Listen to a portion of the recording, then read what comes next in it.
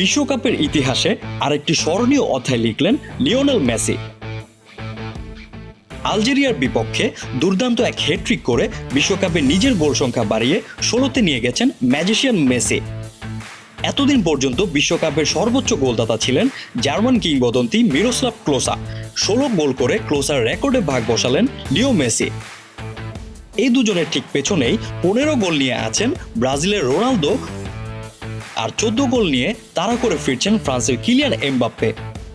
তবে রেকর্ডের এখানেই শেষ নয়। লিও মেসি ফুটবল ইতিহাসে একমাত্র খেলোয়াড় যিনি 5টি ভিন্ন বিশ্বকাপে অ্যাসিস্ট করেছেন। পাশাপাশি সর্বোচ্চ দুবার বিশ্বকাপের সেরা খেলোয়াড়ের পুরস্কার গোল্ডেন বল জিতেছেন।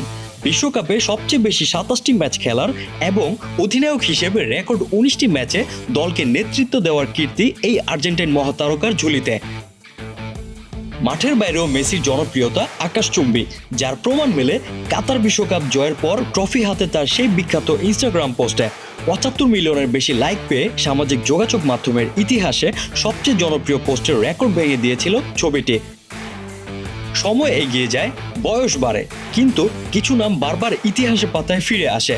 লিওনেল মেসি সেই নামগুলোরই একটি। হ্যাট্রিকের রাতে তিনি আবারও প্রমাণ করলেন ফুটবল ইতিহাসের পাতায় তার গল্প এখনও শেষ হয়নি। ফারহান কবির, ডেস্ক রিপোর্ট, হ্যালো বাংলাদেশ।